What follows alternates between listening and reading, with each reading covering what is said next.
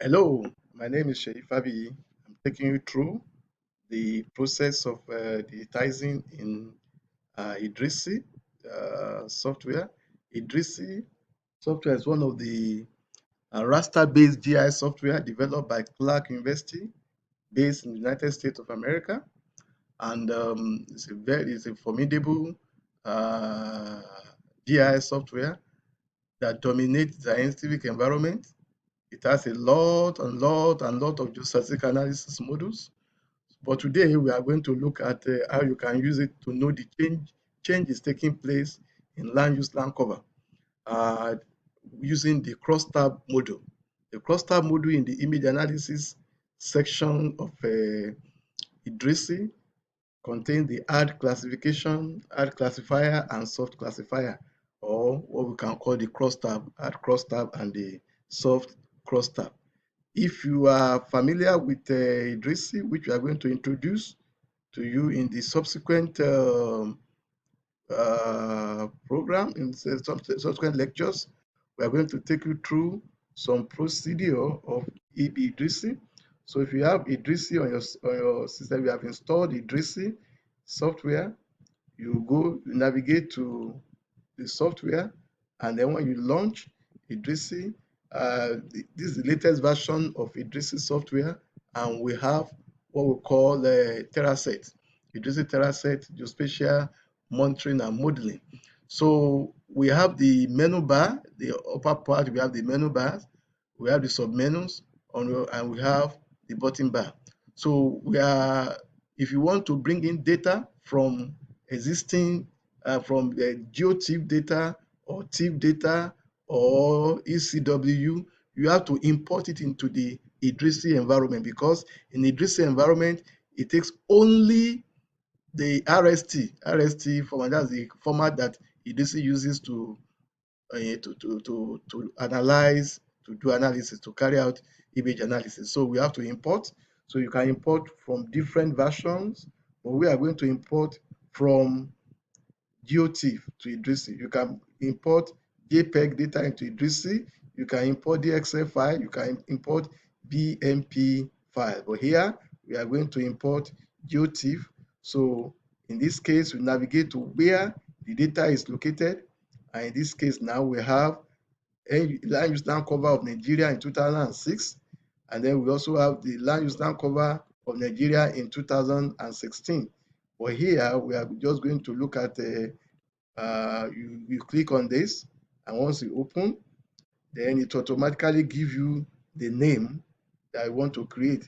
Then you supply the name here, and then you click OK. I'm not going to click OK now because it's going to take some time before it imports it, because I've already imported it into the GIS, into the IDRISI. So the first thing, after you have done this, you click OK, and then you go. But I'm going to close it now. Then you can launch. This display launcher can be reached through the file display launcher. This is to open or to display different kind of images, either raster data or vector data or map composition. Here you can go through this, and then you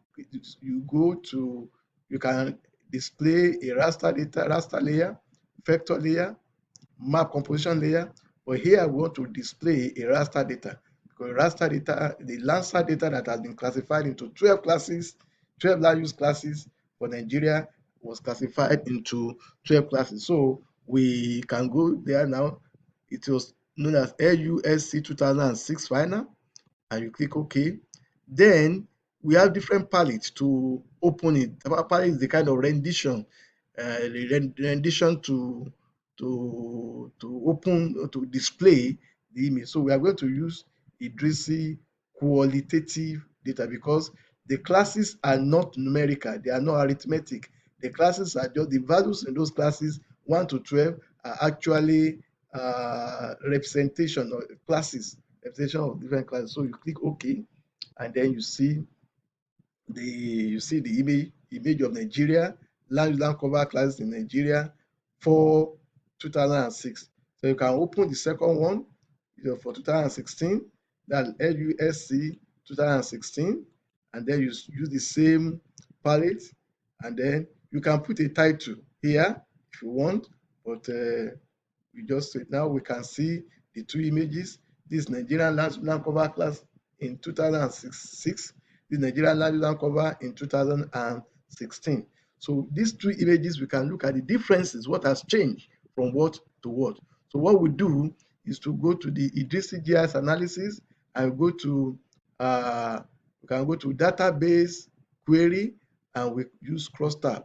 Crosstab will be able to give us the first image, which is the input image before, and then the second image, which is the after image. So we can actually use third image as a plane, but in this case, we are just going to use the input is land cover in 2006, and the output, the second image is land cover in 2016. What we are trying to do is to see what has changed between 2006 to 2016 based on those 12 classes.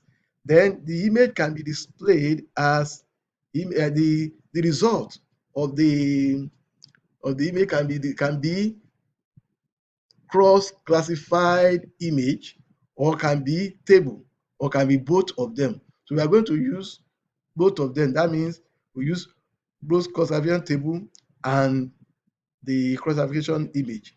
Then we can give it a name. Here, let's say change Nigeria, change 06 to 16. That means change between 2006 to 2016. We can also have kappa index of agreement. This is to look at the index of agreement. What is the level of accuracy of that change analysis? So kappa index of agreement is particularly used to check what the level of reliability of the kind of analysis we have carried out. So you can see it is working here. The Crosstab is working 2 or 4, 16%, and we are going to wait until it is completed. Actually, you can use this change analysis to check to do what we call change matrix, change detection matrix. You can see what has changed from what to what. You can actually use this table, the table that we are going to get from this change analysis, to develop the kind of a change model between those use type. So we are going to wait for the change analysis. Is 48%. It depends on the density of your classes. The classes are 12 classes, so you are going to see it's going to regress 12 classes with another 12 classes, which is a lot, and lot. So the time it will take to do the change analysis depends, one, on the volume of the data. Volume of the data you have is that which shows the kind of density of the image, and then also the categories that you have in the data. What is the classes, the number of classes you have in data, because it's going to regress each of them with each of them. I'm going to use the pixel values of each of these images, of the two images, to cross-check each other. So you're going to use the pixel by pixel analysis. So sometimes it can take some time, it can take time before it's complete.